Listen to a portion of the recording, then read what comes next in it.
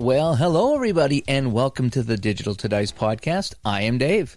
I'm Ron. And Ron, we got episode 209 today. If you live in Central California, that's your area code. That must have been a bigger one at some point, but it's been shrunk down to Sacramento, Stockton, and Fresno. It's kind of weird. We bounce around from Maine to the Potato Lands to California. Yeah. You know, you think they'd be all kind of ganged in one area, you know what I mean? But they're all over the place. I don't know how that was all selected. It was some drunk bureaucrat, I'm sure, in the late 40s that AT&T said, make a system. Well, at one point, Massachusetts just had one phone area code, and now I think we got 3 or 4 now. And now with cell phones, there's a ton of them. But I mean, yeah, right. That's the big driver with it. Yeah. So anyway, within the next few years that Vermont will actually have to get a second one. And if we do episode 802, you and I will have been doing this a long time. Yeah. So the cow's going to get their own area code, huh? The cows will get their own area code. Area code MOO. 90 moo. 90 moo. Anyway, ways to get a hold of us. Digitaltodice.com is the website. 978-751-DICE is the text line. Digitaltodice@yahoo.com. And over on Facebook, facebook.com/groups/digitaltodice. And if you'd like to support us on Patreon, patreon.com/digitaltodice. You can support us for I think it's $2 a month or $5 a month. And thank you so much, everybody who continues to support the show. Now, where are we here? So we're in episode 209. And what are we talking about today, Ron? We are talking about making what we would consider to be the ideal game. Yeah, some of the things that go into our ideal game, whether it's cards and dice or PC. So it's kind of like a wish list of things, I guess, that we like in our games is what we're going to talk about today. Before we get to that, first off, let's wrap up the New Year's Eve show that we did. Wasn't that fun? That was so good. The feedback has been good. So we're going to have to definitely do that again. If not next New Year's Eve, then at least once over the summer as well, because that was just fun having, we had content creators come on, we had YouTube creators come on, we had people in the community come on, we had a little bit of everything going on. It was just like a nice rotating door of guests that come on and spend 5, 10, 15 minutes with us or so, and then head it out, and then another group come on.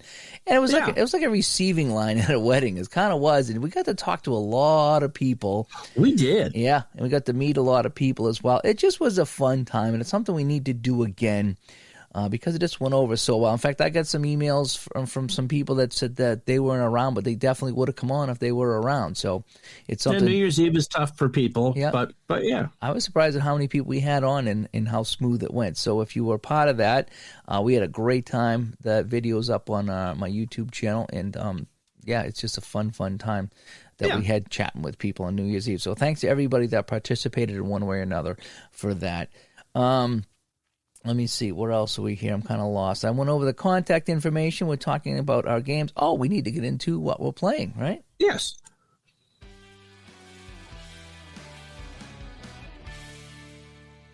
All righty. Why don't you lead things off here in 2024? All right. Well, I just finished the last of my requested games in Action PC Baseball. First of all, we haven't done one of these in a couple of weeks. So I did, after the 72 Tigers upset the 72 Oakland A's in a requested American League Championship Series, I played that World Series. We substituted the Tigers for the A's, and yes, the Cincinnati Reds noticed because in real life, the Reds pushed the A's to Game 7 before Oakland went through.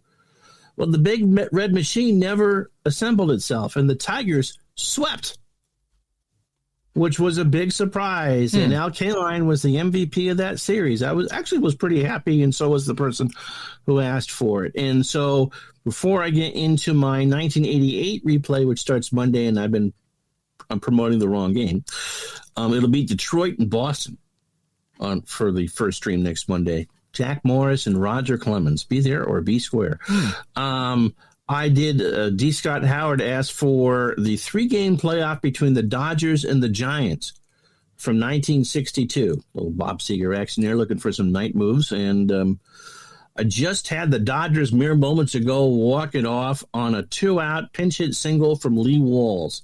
So sadly, won't play that World Series. But yeah, so but doing that, I told you that I'd picked up Action PC Hockey over the Black Friday, Cyber Monday, Dave Cook sale. And so just for giggles, I've been playing. I thought it was Boss's rookie year was 78, 79. I guess it was 77, 78. The 78, 79 season, because the Islanders are just on the verge of their 4 cups in 4 years. And it was Ken Dryden's last year for Montreal. So I wanted to do both while they were still there. I've actually finished over the last 2 weeks the entire month of October.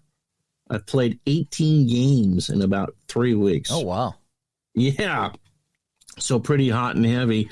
The Islanders are pretty good, and the Canadians are showing some signs of age. I think they're both now in first place. But just the subtle changes from one version of that to the other has made it, I think, a good game. The cards that they've added this year are kind of like, okay, so when something happens, a card will pop up on the screen. Not like a virtual baseball card or a hockey card, and you can set how long it's there, and it will tell you what number goal or what number fight or penalty minute or whatever it is. And it just kind of adds that graphic that would be on the bottom of the screen when something would happen. I think it just gives it enough of a visual. I've seen it in action. It is kind of neat. I do like that. It really works in the baseball game. This year, I can just hit the screen and have the entire lineup with the pictures pop up. So when I'm reading the baseball lineups, Dave Gardner's leading off for the Red Sox. It's your picture, and if you really want, you can. That's pretty cool. So it works in the hockey game, and I'd started with 54, 55. I'd played like 10 games of that. So yeah, since I've got it, I've played about 30 games of hockey. That's cool. Yeah. And so I really enjoyed that. Don't know how far along I'll get with it. I have done a season in Action PC Hockey before. I did years ago. I did the 75-76 Islanders, which was Brian Trottier's rookie year, and Clark Gillies. I think that might have been a second. And they made the finals, and they won game 1 in Montreal. And that was the high water mark. I mean, Montreal won the next 4. So I have done a full season in Action PC Hockey and enjoy it. It's just, for me, I guess we can kind of dovetails into the topic of the show. It hits the right spot about how many decisions you want to make and how automated you want the process, and how involved do you want to be in the game. Hockey is not my top game. And that's not an area I really don't know a heck of a lot about, but I feel like that the game gives me enough information that I can make what I think is the right decision. And for me, that I get enough feedback to make that work. Right. So what else have I been playing? I bought from the Steam sale. I bought Farming Simulator 22, and you should watch me try to drive a tractor around. Oh boy. There is a cruise control, but me trying to steer something even going 8 miles an hour in a straight line is pretty funny. It's pretty funny. Played a bunch of gems. I played some strat baseball with the Red Sox. Did you get any games for Christmas by chance? Oh yeah. So I picked up a basketball game, and someone gave me a basketball game for Christmas. Okay. I picked up Player of the Game basketball from Downey. I figure since I'm the moderator at their board on Facebook, I probably should be doing something with the games and like it. And then you gave me regular season basketball, Marco Walters, great game for Christmas. And I pulled it. You gave me 2 seasons. You gave me 85-86 and 95-96. And I pulled out 85-86. And on Christmas Day, I played the Celtics and the Lakers. That wasn't a final. That was the year that Boston beat Houston. And in fact, of all those times the Celtics and Lakers played in the 80s in the finals, they only won once. They only won in 84. The Lakers beat them in 85 and 87, and they beat Houston in 81 and 86. So I played that, and Boston blew them out. Oh, nice. It really is. I forget the final score. It really is a fun game. It really is. Put the pieces of the puzzle together. and I did the full stats.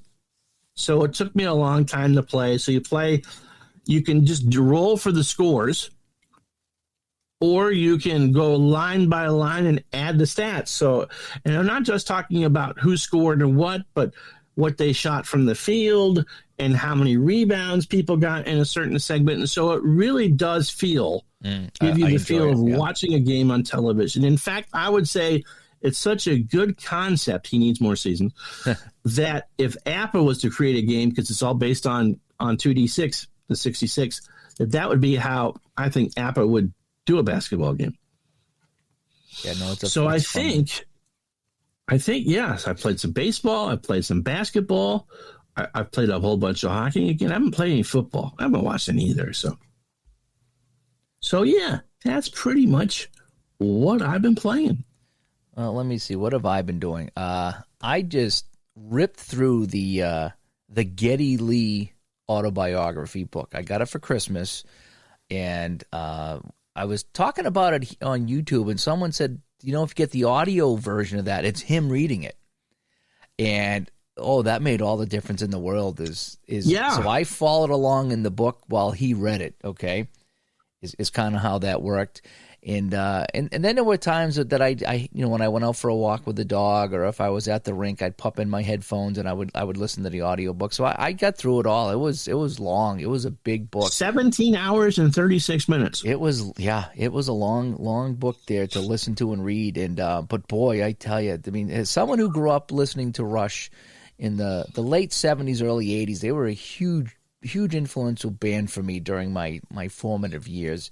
Mm-hmm. To hear the stories about how they got together and touring and putting together albums, and sometimes they talk about individual songs and this and that, it really just filled in a lot of holes that I had in the Rush story.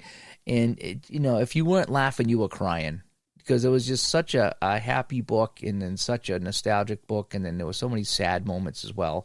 Highly recommended if you like Rush at all, especially their older stuff. So I just finished it up last night, and it was so many tears were flowing, either from crying or just laughing, tears of joy. It was so good. Highly recommended. It's available, by the way, if you have a Spotify Premium subscription. Yeah, I was listening on Audible. I think I bought it on Audible and was playing it while I was reading it. It was pretty good. Then I've been watching all the YouTube videos of him. He went on tour talking about it, and it was just a feel good book. A lot of laughs and a lot of tears, a lot of memories. I mean, you get reflective, obviously, and we talked about this. He looked it up, and he's what, almost 70 now? I think he's 70 now. 70 now, and so you're growing up in the street in Toronto or in the GTA, and just and you never in your wildest dreams would you ever think that you would turn into a national icon, and Rush became national icons up there. I mean, but the thing was, they took the long road. It took them probably 20 years of touring to get to the point where they were at now. Now they're at a pretty high level and will be, for all time up there. But I mean, they started in the early 70s, and it was probably mid 80s before they really got any respect. And then, it was probably, late 80s, early 90s before it was like, hey, this Rush band is pretty good. It's like, yeah, they've been around for, 20 years or so by this point, So good for them. The book was great, very funny. Had some cameos from the guitar player Alex Lifeson in there too. So it was very, very informative. As far as gaming went, I've been playing a lot of different things. I pulled out my payoff pitch, my new 86 season. I'm trying to play all the Roger Clemens games. It's not going well. It's not nearly going as bad as it was with Strat when I did it with Strat PC. I think I got Clemens at 3-2 right now, or 4-2. I forget how many games I played. The Sox were actually in last place, but they've since rallied. Now, again, I'm simulating the games with Digital Diamond. I'm playing in payoff pitch the Clemens games, but everything else is getting simulated in Digital Diamond. And they were sub 500, but now they've wiggled up to second place here in 86. So it's still a lot better than I was doing with Strat. But yeah, some reason this 86 team I have a hard time with. And Clemens does well. But I don't think that they translate well to the tabletop. Yeah, that might be one season that doesn't. Yeah. They would win games on wild pitches and stuff like that, and that is just extremely hard to get right. Their Pythagorean record, which I don't know what the formula is for that, but it's a pretty much a standard measure of how a team's success is, has them pegged at a 91 team. They won 95, so they got lucky to get right to. That's a lot of swing, a 5-game swing, and the Yankees and the Blue Jays are right there. I mean, what real life just being one playthrough was the one that they won. But I think if you did that season 10 times, they might win it 3. Well, I've finished 22 games out of first place in Strat, and now at least I'm in second place now, and it's fun watching Clemens with all the tough readings on his card. He's mowing down teams, and then they'll get a couple of back-to-back doubles, and next thing you know, the Sox are losing 1-0. It's like, holy cow, he pitched so good for 7 innings, and yep, then they can't score. That team does get better as the season goes along, but again, that's just kind of it's hard to do. It'd be hard to do on the table. Yeah. So I've been playing that. It's been kind of fun. I did finally get some football on the tables. I played Al Wilson's 5-dice football. And that's a game. It's kind of like that together. It's kind of like Yahtzee, yeah. Whereas you roll a couple of dice and you get the computer team, if you will, or the AI team, or your opponent's score, if you will. And there's just a standard chart, 2 to 12, that gives you how many points they got for the quarter. And then you roll your dice. You roll 5 dice, and you try to put together poker hands. And you need such a good hand to get even 3 points out of that. And if you can get, a full house or 4 or 5 of a kind, like Yahtzee, you get 17 or 20 points. So it's kind of fun. It's just really hard because you can do 3 re-rolls for yourself a game, not a quarter, a game. So there's times I use up all 3 of my rolls in the first quarter trying to get that 4 of a kind, and then the rest of the way you roll, and whatever you get, and it's a hard game to win. It's a fun game. It's easy to play, but it's just a hard game to win. I can see, wanting to, when do you gamble? Yeah, well, that's the thing. It's like, you get 0. Do you take the 0? And then hopefully that, like I say, if you roll 3 4s, let's say, well, you take the other 2 dice. If you can get another 4, I think that gets you 17 points, and that's a pretty good score in that game. So, yeah, 5-dice football, check it out. The link to that game's in my YouTube channel. So that was kind of fun that I played about half a season. I think I was like 4-4 or something like that. I'm like, oh, boy, I'm not making the playoffs again. But it's still a fun game to play. And the rest of it's just been hockey. I played some more Hockey Blast. I actually cut out the 95-96 season, so I had printed that out. I think that was a season I got at Black Friday, and I printed it out, but I hadn't cut it. And so I said, well, I'll cut it out and play a game. There are so many teams in 95-96. I'm a 70s, 80s guy, so when I'm playing anything beyond that, it took me 3 hours to cut all those teams. There was, 3 or 4 waves of expansion between. Oh, my God. They didn't expand at all. After the WHA teams came in, those 4 for 79, 80, they went 10 years. They didn't expand in the 80s. Yeah, they started expanding with the Sharks in 91, 92 or something like that, and then they added, I think 4 or 5 more teams. But anyways, I was 3 hours. 3 hours I was just cutting. And I was like, oh my gosh. So I think I ended up playing around midnight. I says, I am going to play a game tonight, damn it, because I've been cutting all night. So I played a game of Hockey Blast. I think I played the Red Wings and the Blues from 95, 96, and the Red Wings blew them out, just blew them away.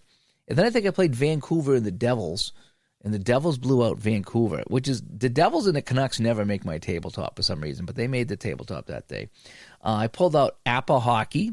I wanted to get back into that, so I played a game of Apple Hockey on my YouTube channel. That was fun. And then I also pulled out Hockey Bones. And I said, well, let me go back to Hockey Bones and pull this out. So I played a game, slow going. Boy, I forgot how to play Hockey Bones. I really, really did. And I'm going back into the rules, and I'm second-guessing myself, and I'm on the Delphi forum searching over there to make sure I'm playing it right. And after I played a couple of games, it started to move. So till I played last night, I streamed a game, and then I started another one late at night, and I was moving. The game was moving for me. It was flying. So I think I'm back in the groove with Hockey Blast. It just took a couple of games. So playing a lot of hockey between, Hockey Blast, Hockey Bones, and Apple Hockey. So it's been kind of fun. Nice. I'm bouncing around there. I was playing Hockey Bones last night. I was actually playing the 80-81 playoff game between the Vancouver Canucks and the Buffalo Sabres. So there it was, Vancouver back on the tabletop again somehow. But it was fun, just playing the Hockey Bones on the table again. And I did hear that they might be releasing another season from the 80s pretty soon. So, yeah, I don't want to give it all away, but I did get a message, and it's like, ooh, I'll have to keep an eye out for that. So, and I think they redid 60-61 as well. So I think I'll grab that from Drive-Thru Cards when that 80s season is ready as well. So I'll get a couple more seasons of that. And, original 6. Yeah, original 6 was 60-61. That's a fun one. I have that in a few different things as well. Few different games. Because it's the first American Cup in a long time. I think it was the Blackhawks, right? Yeah, Hawks in Detroit. Yeah. So that should be fun. But anyway, that's pretty much what I've been playing. I've been reading books. I've been playing a lot of hockey and a little bit of baseball. So, so let's move on to the topic of the day, shall we? Mm-hmm.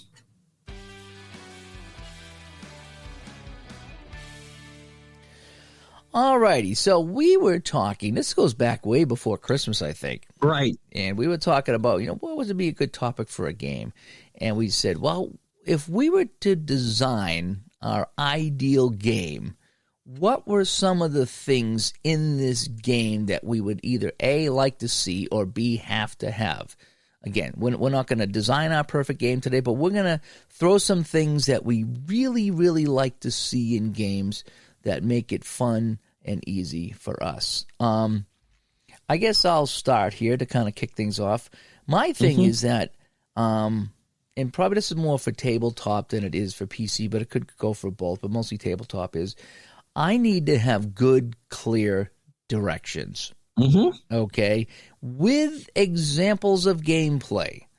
And the games that do that, they make it so much easier for me to get involved in your game because I'm reading the directions and you're giving me examples. Okay, so if it's this, then this is what this means. If it's this, then this is what this means. And let's roll the dice and give you an example. Okay, so we rolled this. Here's what's going to happen. So you can at least kind of get your foot in the door and say, okay, if I roll the dice, I'm following along with your way of thinking.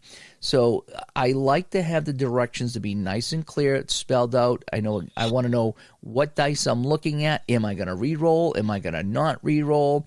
Things like that. And I like my examples of gameplay. So for me, that's a huge thing for me. Because again, if you stumble out of the gate and you start struggling and second guessing, and that's what I do, is I second guess when it comes to reading instructions. I'm like, okay, well, it didn't say look at this die. I can assume that, but it doesn't say. So which dice am I actually looking at, And I tend to do that a lot of time with instructions. Okay, well, it didn't say this, so I want to know what that is. So for me, the directions got to be nice and clear with examples. Okay, the less charts, the better. Preferably no charts. I want all the information to be presented to me essentially on the card or whatever. Don't make me search for the results. I'll roll 18,000 dice if that's what it takes to get the result. You can always add more dice. It's kind of like, in the wintertime, if you get cold, you can always put more clothes on. But in the summer, you can only take so much off. And so I want that information to be available on the individual or team basis and not have to go through and go chart diving. Now, APA does a good job once you memorize what they mean. You don't have to refer to them. But maybe because Strat was the first game I played and most of that stuff was just there, it's just something that I've always agreed with. And when I do a card and dice game and play via the PDFs, I don't want to be going between 6 and 7 PDFs to try to find out what the result is. Streamline it. Put it on the cards. See, now here's where I differ a little bit. I agree. Like looking at too many charts can be a pain in the neck. It really can. I think the way that APA does it is pretty good, especially with the baseball. Because what I like about that is, there's a chart for bases empty. There's a chart for man on first. There's a chart for every base running situation. And the 13 is a 13 is a 13 is a 13. Yeah. So I do like the fact that, it's not just the one chart that's going to be the same and you're going to get the same results over and over and over. That, that you're going to roll some dice, you look at the card, you go to the chart, and there's going to be some difference, between, a man on second and nobody on base at all, or a man on first and third or first and second. So I like that there's some variety in those different charts. So for me, I don't want to be digging through too many charts either, but sometimes it works. If it's going to give me the variety and feel like, again, with the app of baseball, you look at it and you read it and it tells you exactly what's going on with the runners on base. There's no guessing. There's no going back into the instruction to say, okay, what happens on a hit to shortstop? The APA, at least in the basic game, it tells you exactly. You never walk away from a result in APA going, gee, I don't know what happened here. It tells you.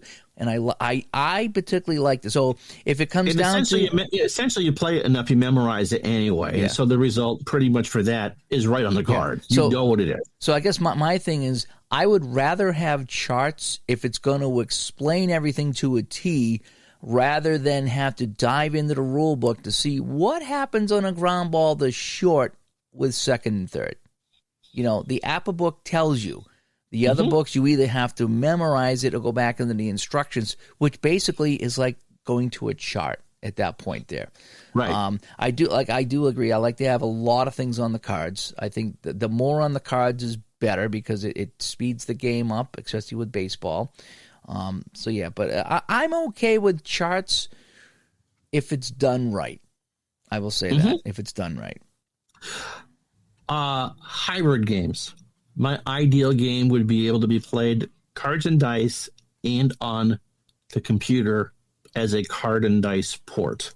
I get a lot of enjoyment out of things such as ASG Golf, the classic soccer, Strat, Replay, games that you can play both Digital Diamond, that you can play straight out without any machine intervention if that's what you're in the mood for, or something that's completely machine there, but it feels the same way, that gives that virtual, that cards and dice experience. I really like that. There's nothing against a game that's pure computer, and there's nothing against a game that I'm pumping up the Excel spreadsheet to type in my results. But if we're talking ideal game, it's one that plays like with an open engine card and dice game that you can play on the computer. Just kind of the best of both worlds. Yeah, I have yet, and I'm going to get some heat for this, but I have yet to find a PC game that plays exactly like the cards and dice game. There's some that are very close, but there's not one that I can say that I can pull out my cards and dice and play along on the PC, because the PC games, they always do something different. You could do so much more with the computer random number generator.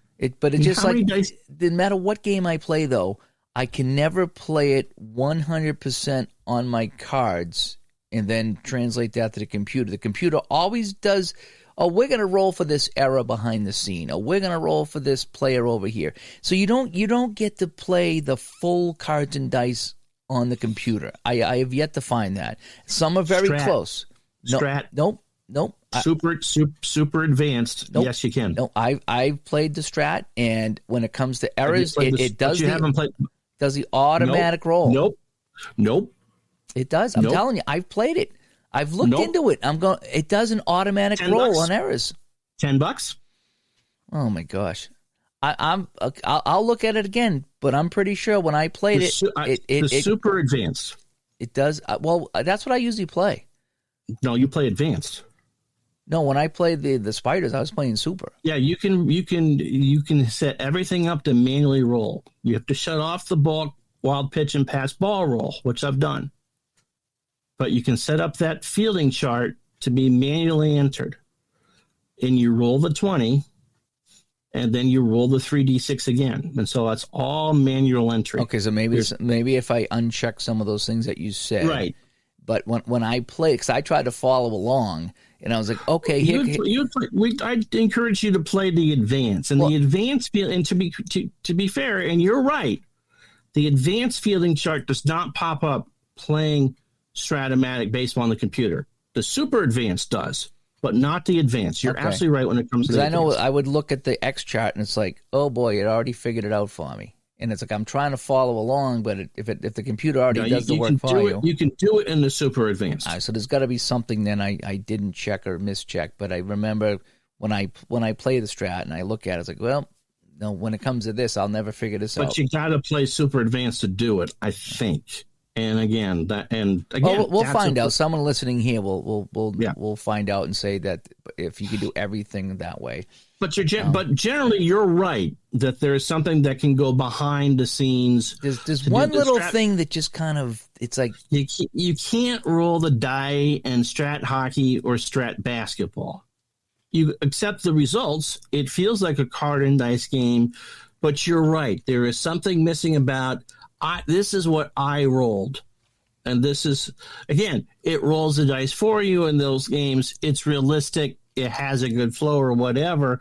But you're right. It's not the same as I rolled a 2, 8, 5 or 2, 12. Some games get it close. They really do. Like you can roll dice or flip cards and get it really close. But the computer always just does something behind the scenes that speeds it up. And it's like, man, I just can't do everything I'm doing on my tabletop. Also, another game called NP3. Okay. National Pastime 3.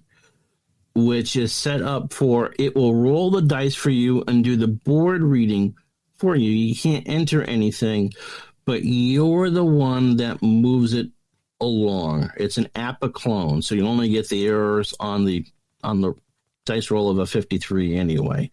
So I think it does that check, but that's the other one that is, there's also no AI in the game. But he designed that game to be as if you had pulled out the cards and to play it as manually as possible. There's other, it's like you got to move cards to other teams. The transactions aren't done for you or anything like that. I could see where you get frustrated with that pretty quick. But yeah, the only one I've ever played that is, those two are the only ones that are pure. Super advanced Strat if you had the manual dice on the fielding charts. Again, you're right. If you don't set Strat to have the super advanced and have it roll for the wild pitch in the background, it'll do that. Like, wait a minute, I didn't roll that number. But again, you got to check the right thing. Now, there's probably something that I haven't played on the computer that may, like I said, I haven't played the MP3 that may do a good job of replicating the cards and dice exactly. But from what I found, there's always one stupid roll that the computer does, and that kind of just it takes me out of the element when it's. It doesn't let me roll for everything. So that's one thing I like to have there. Another thing I like to have is I like to have, basic dice and not too many dice. I've played some games where you got to roll 6 or 7 dice. That gets a little much. It really does. So give me some basic dice. Give me the 2d6, maybe a 20-sided die. The percentile die are fine too. But, anything beyond that, if we start getting into ridiculous dice or, whatever, even the 12-sided are fine. I mean, that works for pocket pennant run, I guess. But I like to have some basic dice. It's just easier. And if I got to start combining all these dice, then it's even more confusing. And I think I forget one game I played that you roll 5 or 6 dice and they're all different kinds. I'm like, oh my gosh. And like you're sitting there scratching your head. Every roll, you'd have to move the dice around so you could say, okay, the 6 sides are here, the 8 sides are here, the 10 sides are here. It's like, oh my gosh, that wasn't fun. So I like to roll dice. I don't like to roll too many dice, though. And I like to have them be somewhat your normal dice for me. Again, you want no more than the 5 Yahtzee dice. Yeah. Again, just as if we're designing a game for me, I don't like to have too many dice to roll. I would think that ideally, you would be like Pursue the Pennant and have the 3 10-siders. Yeah. That gives you brings things down to 0.1% of a chance of something happening. Yeah. And again, you can, well-designed card or well-designed instructions, as you said. Let's see. What else? Seasons. Oh, good one. Good one. Seasons. If you're going to obviously, if you're releasing a new game, you're not going to have every season, but you really need to understand, what people's wheelhouses are in. You really can't have big gaps, even if it's not your cup of tea. To play a modern season, people are going to want to play the modern seasons. So in an ideal game, you want as close to the full catalog as possible as soon as possible, because you're going to watch a YouTube video. You're going to run across a conversation. You're going to see something on a YouTube clip or a Sports Center about something. Yeah. I want to play that. Really? I had no idea that they did that. Yeah. So seasons, I think, are really important. Get them all in as you can. Now, Strat does the Caddy, Chevy, and Buick seasons, which are the Chevy seasons are just the computer spits them out. The Caddy seasons are their research seasons for the ratings and ballpark figures and all that. 1984 are going to be their release for this upcoming season. And the Buick ones are kind of a mishmash of, we've done a little more research into it than just what the computer tells us, but we're not taking the thousands of hours to get it right. So even if you just kind of clarify it, Solitaire Pro Football is another one that says the numbers are this for that, but I didn't really do a lot of work to get the season out. This is not a fully researched season. As long as people are aware of the fact that it may not have done as much homework with this, but at least you can play it. Right. Yeah. No, I like that idea of seasons. I mean, look at what Al Wilson goes through. He's put out a football game and a baseball game now, and he had a bunch of seasons, and inevitably, in the first 29 minutes of him releasing the game, it's like, when am I going to get this season? When's this season coming out? When are you going to do 1754? They played, baseball, on the Nina, the Pinter, and Santa Maria. You know what I mean?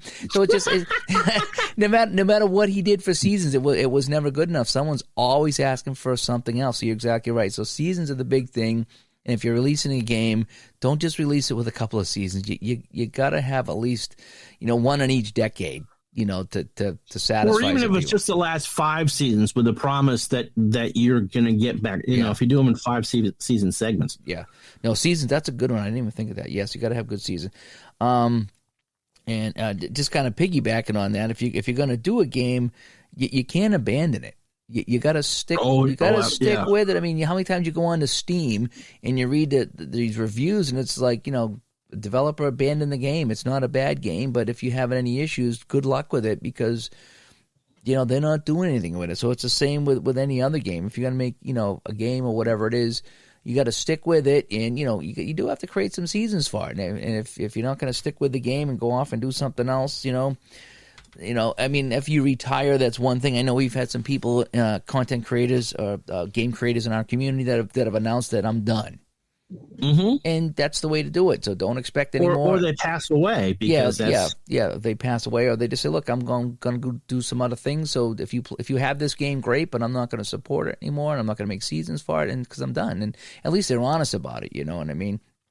But every now and then you stumble on a game and it's just like, is anybody home? Is anybody still doing this? What's going on? So, yeah, don't abandon the game. If you're going to create it, support it, or at least announce that you're shutting it down. And then that way no one is going to expect anything. I really like to have different modes of play. I like my basic mode, advanced, master, whatever you want to call it. I think to have a game and and I guess we'll just call it basic for the lack of a better term, so you can at least play the game and you can get off the ground with it, and it's nice and easy, and you just got some basic rules, whatever it is, baseball, hockey, basketball, football, or golf, whatever it is. At least you can kind of get the game moving around and see how it goes. And then if you like it and you get how it goes, then you can start tacking on some other rules, and there are some games that do a fantastic job of, you got a basic way to play, and now we have some bonus rules here and some optional rules. Now you can start checking, runner speed and player arms if you want. Now you can throw the ball away, you can get picked off. There's so many good things about that. So I when I play a game, I like to have a basic mode and I like to have an advanced mode. If you want to have different tiers of super advanced or master super advanced or masters of the universe, whatever you want to call it, that's fine too. But a lot of the games I play, they do have a basic mode, and then they have some optional rules. And if you really like the game and you really like the sport and you like how the optional rules work, then you throw them in. And there's some games that I cherry pick my optional rules because it's what I enjoy playing. And there's some optional rules that this doesn't do anything for me. It just takes up more time. Even Apple Hockey, I've kind of scaled that back to a basic version of Apple Hockey. Well, you've really made that your own. Yeah. You've really done a good job making that your own. Yeah, because there's some things that I used to do all these extra things, and now I've kind of backed off from that. And I'm like, the game core is fine by me. I don't need to do some of these extra roles, and sometimes I do and sometimes I don't. So I like the fact that it's there, but I like the fact that I can kind of play it in the basic mode. So I like to have some basic and to add some optional advanced rules. Ideally, rare plays optional. Really? Yeah, I'm not a huge fan of the rare play, especially when I'm doing a table. If I'm doing a longer project, not the streaming, regular season stuff that I'm about to go into, but if I'm playing a game, I want everything that I do to just kind of go forward. I don't want rain delays. I don't want rain outs. Fights are part of whatever it is or what have you. I mean, I've had games where there was a disturbance in the stand. Your pitchers are now tired. To go back to one of the first conversations that you and I ever had, Steve Young getting hurt on the first drive of the first time you ever played this. Okay, I completely understood where you were coming from that. I'm the master of my own Hollywood Square. I want to do this. If I'm going to be playing, let's say, a full Red Sox, or at least attempting a full Red Sox season replay or whatever, I want to be the ones making those decisions as far as that. Title Bout 2. Once in a while, you'll get a roll, and it says special. Okay, so it's a rare play reading. And on that chart where they're drawing from is nothing happened here, move to the next stage. Don't waste my time. I will say that people love rare plays. It depends on what I'm doing, and most of the time, just move on. I will say I will agree with you that for me, rare plays, they're such a crapshoot. I mean, there's sometimes I've seen them where they're really cool. The night that you lost the power in the arena, I've never seen that one ever again. Yeah, that was action PC. Yeah, that was neat. Like I said, I've had some rare plays where it just, whatever the game. It's like you're playing a game and it's just rare play. You go to the chart, you roll the dice, you spend all this time digging up the rare play, and it's something stupid. It's something stupid that really, I wasted all this time looking at this, and it's a foul ball. The catcher makes the catch on a roll of 1 to 3. Otherwise, it's go back. It's like, really, that was dumb. That was just dumb. Or some of the Apple Hockey stuff. Oh, it's a rare play. Guy breaks his stick and he has to come off the ice right away. I mean, it didn't do anything. But sometimes you get a rare play that's really, really cool. Like a ground ball up the middle. Okay, man on first. Okay, here's the rare play. The short, if it's hit to the shortstop or second baseman, they make a play, step on second, roll the dice, and he can make a double play. Okay, that's kind of cool. The best rare play I ever got was in season ticket baseball, where Ron Say was at the plate, and the rare play said it's a hit into center field. The center fielder hits the wall and is hurt. The runner gets a triple, and if you want, you can try to stretch it into an inside-the-park home run. And I did. And Ron Say got an inside-the-park home run because the center fielder was laying on the ground in center field. The Penguin. Yeah. That was my favorite rare play ever, and it fit, and it worked, and I can see it happening, and I can see that it's rare at the same time, okay? But it wasn't like I hit a bird and the ball goes out of play, so just roll for the batter again. I mean, that's... I had a rare play today, and wasn't expecting it because in the computer games they just pop up. literally, where I went to sacrifice bunt, and the other team wasn't expecting it, and he hit himself with a bunt. So he's out, and the runners have to hold. I'm going, and I sat there and streaming the game, and so I stopped there 2 or 3 times and read it, and eventually I just read the play-by-play out loud. Now, good for Dave for throwing that in the game, but I was like, especially when it goes. Yeah, but see, with something like that, I'm okay with, because that's something that could happen. Most of his and it's rare, but it's just when it's something fair. that's just, if it's just a regular play in the game, it's just, I guess rare plays are just such a crapshoot, and I know that, it's tough to come up with rare plays. If you ever sit down and try to come up with your own rare plays, it's not easy. And you don't know how often they come up. But I mean, if you have a good rare play, I love rare plays. If you have a bad rare play, then it's a crapshoot. So, but I'm with you on that. I tend to play with them, but sometimes if I read it and it's just, sometimes I'll just ignore it and be like, okay, forget it. I've wasted my time. Speaking about that, the game has to be easy to learn and play. Mm-hmm. That's another one of my requirements for this year. Is I want to be able to get into the game. Bonus points if I can follow along in your rule book or on your website and follow along.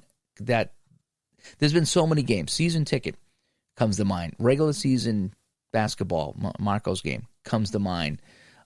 Even Strat baseball and hockey come to mind. That as I'm reading the instructions and I'm seeing the examples of play, I'm pretty much playing the game in my head. Mm-hmm. And that gives me a huge jump on learning your game, because now when I sit down, I've already envisioned how I'm playing this game. And so for me, that ease of play, anticipation of actually playing the game. Yeah, so that kind of flows along with the clear directions and examples of play. But if the game is easy to play, then I can read your directions and follow along. Now, again, I can't play the whole game like that, but at least if I can get the game moving and I can get the ball or the puck or whatever it is, get moving around on my table, then I feel like I've accomplished something. Because there's been a handful of games that I sat there and my first dice roll, I went, I hit a wall on my first dice roll. I'm like, no idea what I'm doing here. And there's other games, it's like I played through it. Man, I'm going quite until I hit a snag. I was playing along, and I was the regular part of the game was moving for me, and I was like, oh, this is really fun, So it's got to be somewhat easy to play. I mean, I don't want to take the complexity out of it, so it's not a challenge by any means. Right. But if it's going to be a calculus text every time I roll the dice, then that's not fun. No. That's not fun. If you're gonna ask me to use fast action cards to resolve things, I want the end of that to be a random dice roll. Does that like in strat hockey? You flip the card. Okay, does the defenseman take the puck away? No. Then so and so gets the shot. Okay, then the shot is resolved by a random dice roll. You can. I don't mind being led to figure out how I get to said result, but knowing this is much more for a cards and dice type thing as opposed to a computer where you get a random shuffle every time you hit the button. But I know just from playing Strat early on with the 20 pieces of the split deck, that if the 1 is gone or if the 20 is gone, that most, then it's not a random outcome. I really, if you want me to go, okay, it's a ground ball to short. I mean, the reason why Status Pro and Digital Diamond worked for me, because it was all fast action driven, is that was a random shuffle after every card. And so you weren't going to get it. So you can, I want the fast action card, if you're forcing me to do that, to get me to the decision point, but I don't want that to be, I want the end of that to be a random thing. I'm the same way. I like fast action cards in my games if they can help me speed up some things, or avoid looking up at a chart. If I can flip a fast action card and the randomness of the chart is on the fast action card. You do quite well with that with payoff pitch. What's the base runner situation? Yeah, I use it for my bunts, my steals, my defensive checks, and then some base running things from time to time. but I don't like my fast action cards calling up dice rolls. Yeah, that's precisely what. Yeah. I'm the same way with that. I don't want to, flip this over here. Well, now I know this number's gone. The only exception with that would be with shootout hockey, because if you play fast action card, you expand from rolling dice to a 1 to 100. The scoring ranges move up. Yeah, so the scoring ranges move up. So if you lose a couple of cards, if you're doing a check for something else and you see that scoring opportunity come up, it's not gone forever because you've expanded that. There's still more cards in the deck that'll get you that. So that even though that number's gone, but I shuffle quite a bit with that. But that's the one that I kind of give a little bit of a pass to, because I'll shuffle a lot. I even have 2 decks now that I draw from. So if you pull the 1 out, there's still another 1 in the other deck, so to speak. And it's still all right. And then if you shuffle enough, you're okay. But yeah, I'm not a big fan of dice rolls off the fact. Right. Yeah. That would be a big one. And ideally, if you're going to, again, some games or some sports lend themselves better to fast action, basketball and hockey, and probably soccer as well. But to resolve whatever it is, I want that result to be random and not, the 15's off the board. Okay. Yeah, I know back in the day with Strat, that must have been, yeah. I think at some point somebody went into a D&D game and took a 20 out and said, we're playing with this. Yeah. I remember playing with it. When they got back into it a few years ago, they outship them with 20s. Yeah. Yeah. I played D&D back in the early 80s, and we had 20-sided die and 4-sided die and the whole bit. We had them all back then. It was kind of fun. I love that 20 being the double damage. That was so cool rolling that. We had a red 20-sided dice, and we took the white crayon and colored in the 20 white. You could do that with the dice. I think you still can. You just push the crayon into the crevices and just wipe it off, and it's you got a nice white 20 sitting there. So that was kind of fun back in the day. I'm a big fan of well-looking cards or good-looking cards. Okay, I like it to be nice-looking. Some color on there from the team color is nice. I don't want too much color, especially if I got to go and print them on my own on a PDF. I don't want a full color card here and chomping up my ink. But I like to have a card where things are laid out nice. You can find everything. And, season ticket is another one. I like how their cards are laid out. I can see everything. It's all labeled. I don't have to wonder about anything.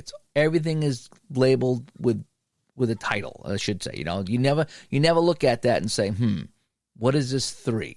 Or what is this B? Everything is given a title and a description, and I really do like that. But and you spend a lot of time with the cards.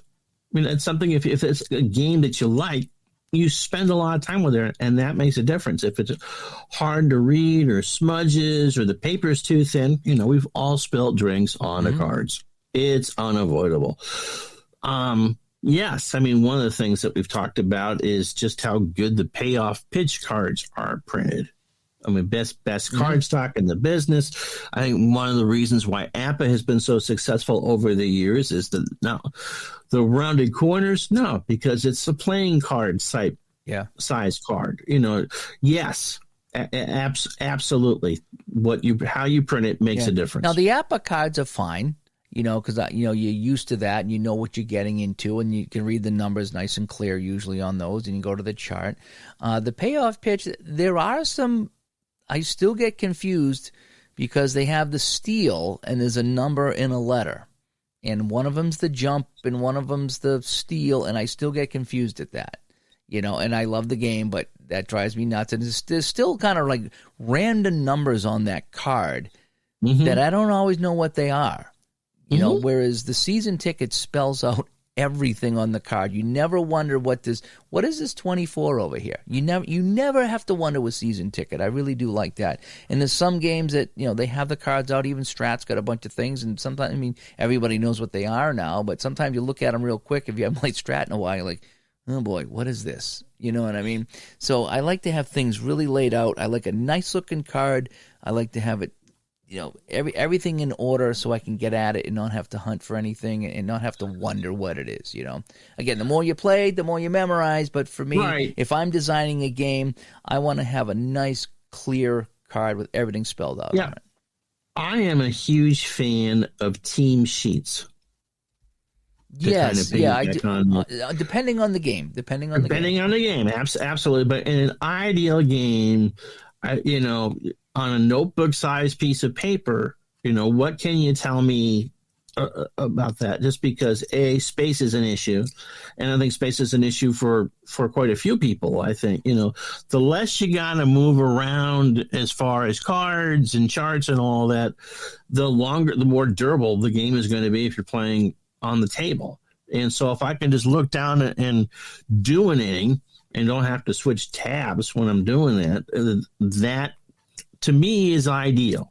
Now, again, put as much information you can on the card. That's one thing I said earlier, and it kind of contradicts with let's put everything onto one page. But if you can do it, depending on your design of the game, it can be done. Roster card baseball is a pretty good example of having everything on one piece of paper. Mm-hmm. And you get 90% of your information just by looking at that piece of paper, and everyone's on there. You can figure out with your endurance. Well, there's a couple other games that do the same thing. I think Back to Basics Baseball from Downey, where I think you get every season up through 2014 if you buy the game, is that you get every team. And I think you get every player that played, and it's all across. I mean, you get the player, then you get their batter rating, their runner rating, and it's all on one line. So everybody's there on the one line. The same with the if you use second season, isn't that all on one sheet? For second season football, it's a team sheet, and I was going to say football works out really well with that because if you got to lay out 22 cards on the table, that's a lot of laying out. But if you just got two sheets. And all the players on the sheet. Solitaire Pro is also one of those. Yeah, Solitaire Pro is the same thing. It's a team sheet, so you just have the two sheets out there, and that's all you really need, and that's kind of good. The other baseball game, Pocket Pennant Run, if you go into their Excel spreadsheets, which has all the players on there, that they get everyone that's carded, so to speak. They're the same thing, is that you can print out the spreadsheet and just look at the line, and it's just here's what his hitting and his running and his fielding, and so everything's right there. So sometimes team sheets can work. Now that wouldn't work for a game like App or a Strat because that wouldn't work for them. It's just too much information. Although I have played an App clone where everything on the team was in one Excel sheet. See, that'd be hard going 11 to 66. That'd be kind of tough to. You had to be careful with the size, and you'd have to tab, but it was all there. It was all there. And the reason why it kind of worked is because all you need to know is the pitcher's grades, because you're only reading off the batter's cards. Oh yeah. Regular season basketball is another game that does team sheets. It's whatever your dice roll is for the stats. Everything is on that one line, so you can do it. Yeah. It's 36. But yes, the less space you need, ideally, is the better. Yeah, some people don't. I don't have a big ear. When I go to stream here, I got a tiny desk I'm streaming off, and now I got a bigger one over here in Studio A. But the problem is with that is that I can't really stream from over there, but I can set up and spread out over there. But I don't like to always do that. I don't like to have, stuff everywhere when I play. I mean, I don't mind, like I said, when I play Hockey Bones, I got a couple little cheat sheets off to the side, and that works with me, You also don't want to lose stuff. Yeah, the more components you have, the tougher it is. Yeah. One other thing that I liked is, depending on the game again, I like to have what's called number consistency.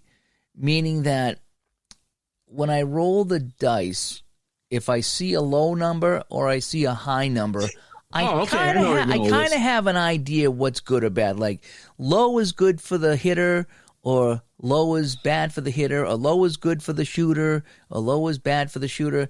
I kind of like that because it's like that momentum football. I really like momentum football from Downey.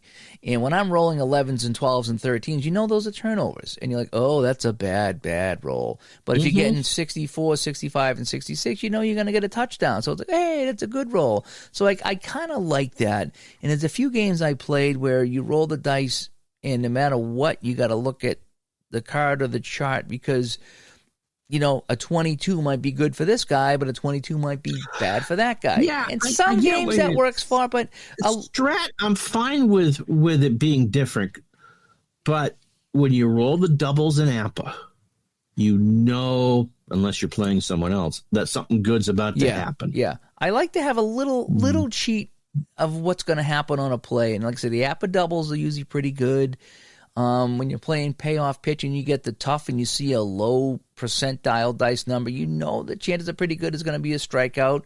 But this I like to, when I roll the dice, I like to have that, come on, baby, I need a high number. Oh, I got it or I didn't get it, Whereas if you roll something, then you got to go look at the chart. And the Downey games used to do a good job of that. Although that basketball game I got, the Ultra Quick basketball game that I got, when you go to the chart now, that's another 11 to 66 roll, I think it is, on the chart. And you have an idea on what your score is going to be, and usually the 11s and the 12s are bad, and the 66s are the maximum you're going to get.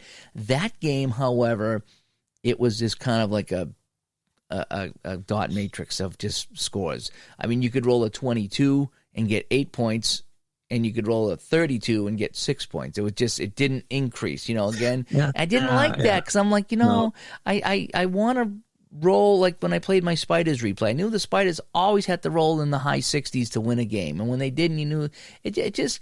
I think it helps the game along if there's number consistency, if possible. Again, not every game, not every engine's going to work that way, but but like a Downey game. There's a lot of games that, if you rolls 11s and 12s, that's bad for the offense, and it, and if you roll high, it's good for the offense. And so I think there's a lot of fun for me knowing that there's some number consistency. And again, the doubles in APA, that's fine. That's a little bit of consistency, so I can work with that. Strat's all over the place, but Strat's Strat, and how they do it over there. They used to be consistent. They used to be consistent with their patterns and stuff, and people complained. Like, yeah, I know a 3-4 is going to be a home run. I want that home run on another part of the batter's card. So as computers got more and more sophisticated, they could scramble. It's the same amount of chance, but that was primarily a user change it. Yeah. I don't need the one column to be where all my home runs are. I don't want to roll a 3 and realize that's an out. Yeah. Well, even like I say, the pocket pennant run, the higher rolls are usually better for the batter, and the lower rolls are better for the pitcher and the fielders. So, all right. Last one for me is if I'm a game designer, I want my users to tell me what mods or rule changes they've made to the game to make it better. I mean, one of the things, especially, if you've ever played APA, is that there's 1,001 different home brews and home rules for how you can play that game to make it fit what you want. And I think going back to what Mark Cohen did with Digital Diamond is, look, I'm going to provide you the base. I'm going to give you the chuck roast. Whether you make a stew or a pot roast or a roast beef, it's up to you how you season it. But I would really encourage people to share what it is. I like how you did pitching the things with the pitchers here. Here's how I gave it more. Again, all optional, but I wouldn't want to design a game that everything wasn't, you can only play it this way, because we're all going to find ways to go, oh no, this works better.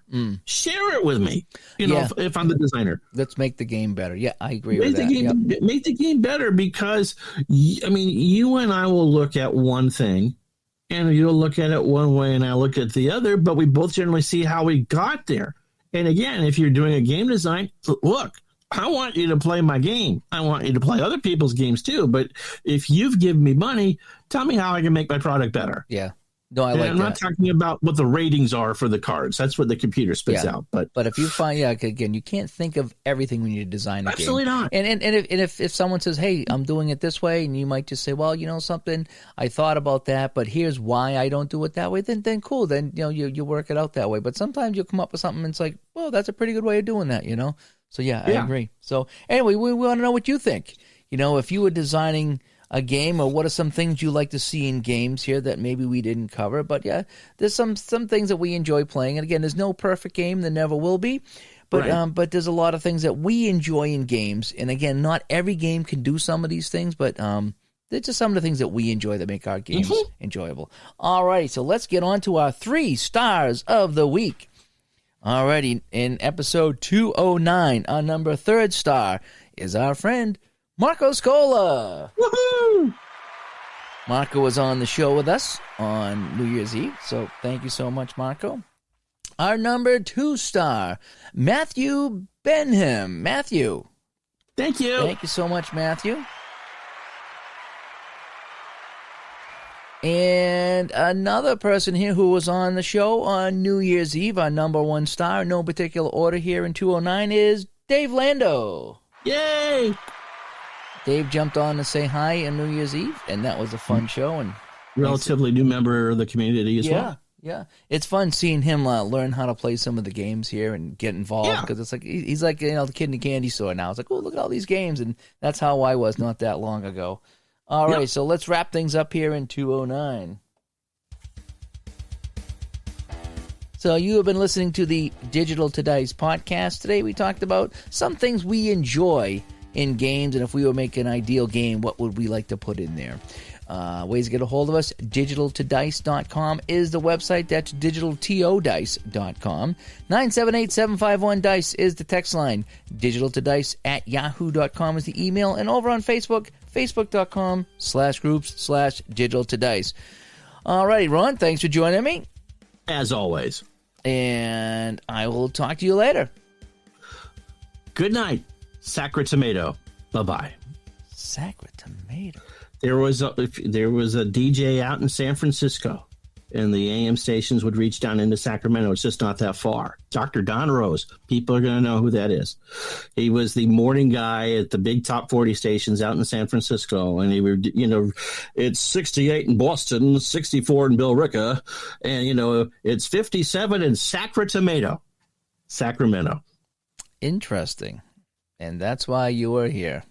That's right. Bye-bye.